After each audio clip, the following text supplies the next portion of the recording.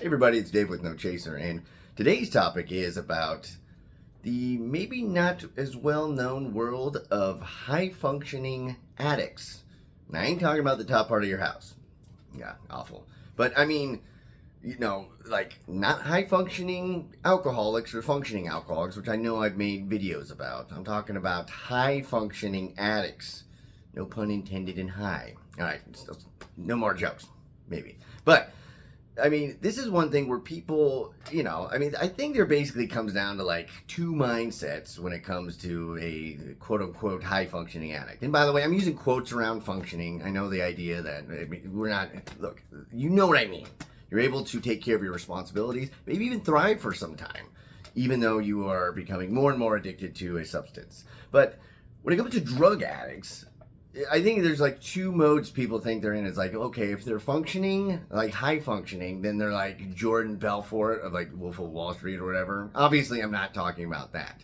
And people could even understand that because it's like, okay, yeah, if you're already like, if you're rich and powerful, you can then get away with stuff that you wouldn't be able to get away with as far as doing drugs if you were just, a manager of a car parts shop or just making deliveries or working in an office. But then the other mindset is that, addicts are either, crazy tweaker people or just people nodding off, in like shooting galleries and stuff like that. Or maybe they're not doing that, but they're just like low effort, low working sort of people out in the world because of their drug addiction, which is in a way understandable.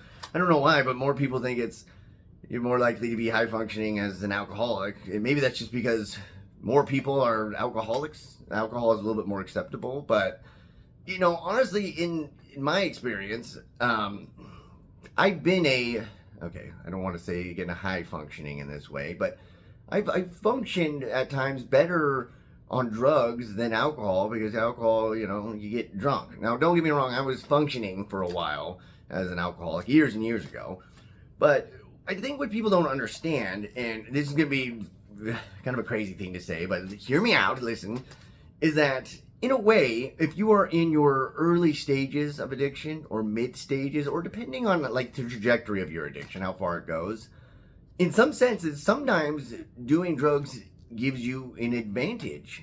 Again, this is super not a promotion for drugs, but I'm talking about in the early stages or moderate stages, or how you use it, because one thing that you may think is obvious is like, okay, if you're on uppers, yeah, you're staying up more, you have more energy, you can just get energy like that. And that's one thing that as I got more and more into recovery and talked to more people and their experiences, you learn there's a lot of people who do meth that, I've been in treatment with people that they came in their like 50s or something, and they've been doing meth the whole time, and they're running like a whole like lawn care business and all this type of stuff, and they weren't super tweaked out, but it does give you an advantage in that sense that you have more energy. Now his life came crashing apart, as it always happens, or they get arrested. Just even possession for meth in a lot of states is crazy, like you're facing prison time. But even think, okay, what about like the downers? What about people that are doing, fentanyl or heroin or stuff like that? But even then, again, in early stages or mid stages of addiction, there is this weird advantage because it helps you cope. Now, eventually, you'll lose all other coping mechanisms, and then that won't even work as well for coping. But in some sense, because I remember this myself, where if you have a job that's stressful, or let's say you work customer service or retail, and you put up with just a lot of just shit, and it's hard to keep up your spirit, and it's hard to keep the smile and all that type of stuff. But you have something that numbs you, or something to look forward to do on like your break or after work or something like that. It can make the whole experience, as dreary as it sounds, easier in a sense. And that is an advantage for you to keep working. And also, in a weird way, and this is another thing that had happened to me, this is more so with alcohol, but it goes for drugs as well too, is that if you're at a job that's crappy, if you're at a job where you're getting paid like not well, and the hours are kind of crazy, and the office or the workplace or the yard or the job site, whatever, is terrible, if you are constantly just intoxicating yourself, you can put up with it, and you may even be rewarded for putting up with it, just because Dave always seems to be ready to go and good to work.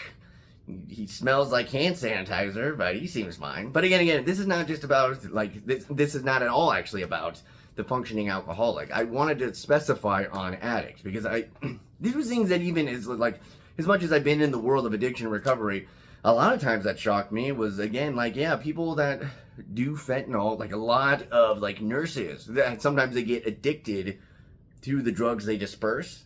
And not even times where they're, I know there's like a lot of measures where they count meds. So it's not just like there's a bucket in like the back door and you swipe your key card and you just take a handful, like, trick or treat when someone like is lazy and they leave the bucket of candy out.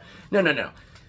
They may not even be stealing from it, but they could be doing it. And again, as a nurse or any job that's like high stress, and again, long hours and just stuff that the average person, the person who is not intoxicating themselves, it's difficult for.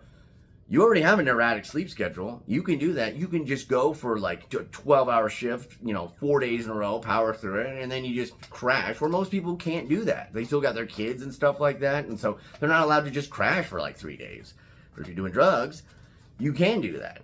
And I think this is why I'm just bringing it up. It's not just like one of those did you know things, but it's important to realize because there's a lot of times people, it's really funny. It almost seems to go into two categories where somebody that is doing drugs and alcohol thinks they're getting away with it, but everybody actually knows, or there is a person who legitimately is, and everyone's shocked when they come out. But the reason usually that everyone's shocked is not just because of how well they hide or anything, but it's their life. It's like, well, they're successful at work.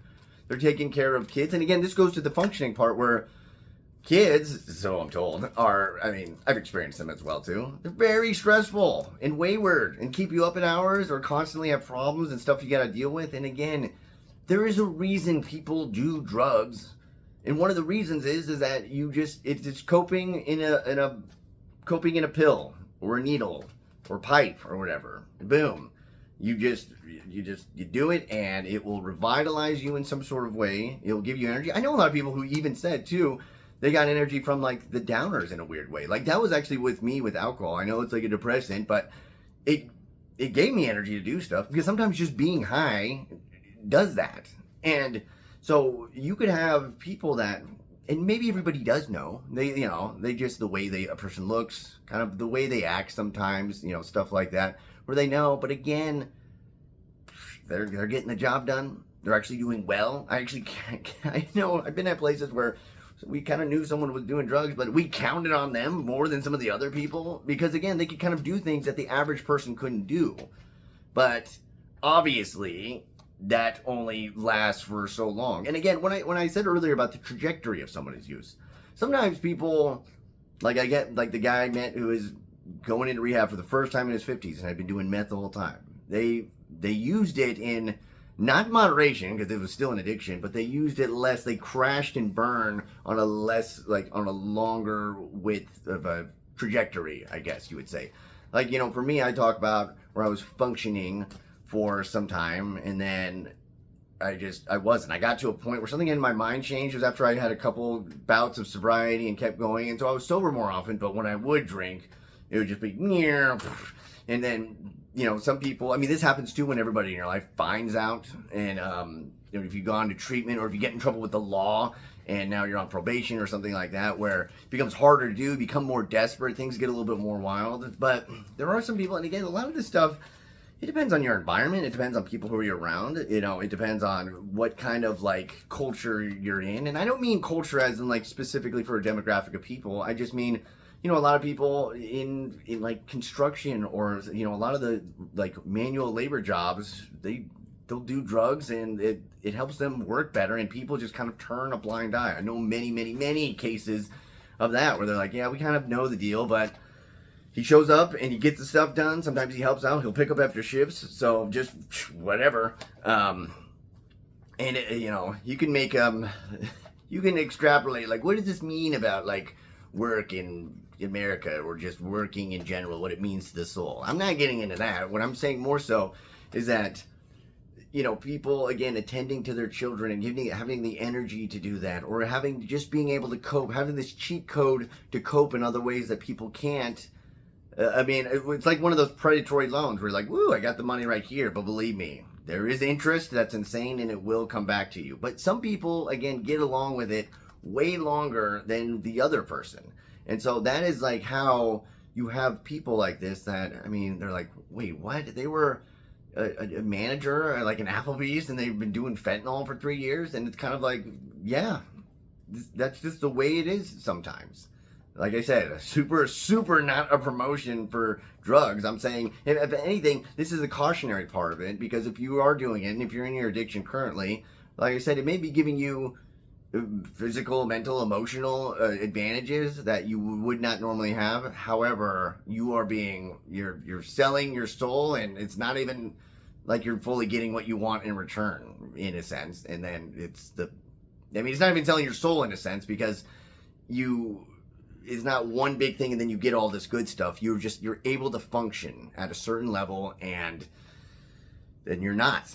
A lot of people say that. It's like everything was going okay until it wasn't. And one other thing I'll say too, I think it's important on this subject, is that a reason a lot of people struggle in recovery, if they are trying to get clean, is that they weren't able to do the things that they were doing when they were using drugs. Like especially with methamphetamines or something like that. I talked about the energy and all that type of stuff. They hate not having that. Like I used to do a thing, and then I'd be like good to go for the entire day, and now I'm just dragging ass like every day. And that's why it becomes so tempting to do it again. And it feels almost weird, like I'm doing worse at job, and I feel worse at parenting because I'm all cranky and tired, and I get just all this sort of stuff. And it was just, oh my God, it seemed like it was so easier. Why did I stop? But that's how it tricks you to get back into it, because there's a reason that you tried to quit, or there's a reason that people like you in your same situation also needed to quit and are trying to quit and are fighting for their lives to quit, because of course, it always turns out bad. Anyways, if you like this video, this was kind of a different type of video. I don't know, I'm doing more different types of videos and whatnot. Like or subscribe or what have you, if you want. I co-host a podcast where I talk about a whole bunch of different stuff with a good friend, Shoeless in South Dakota. I have the link for that in the description. It's on all major podcast players. I have a book. I have a book out about the forgotten people and the struggles of the American Midwest. It's a poetry book. There's a link for that. There's also a way you can get it free. And then there's the confidential email, where if you ever have a question, or you just want to see what's up, or you have an idea for a topic, I've done plenty of videos through that, so you can send it through that. Other than that, be well.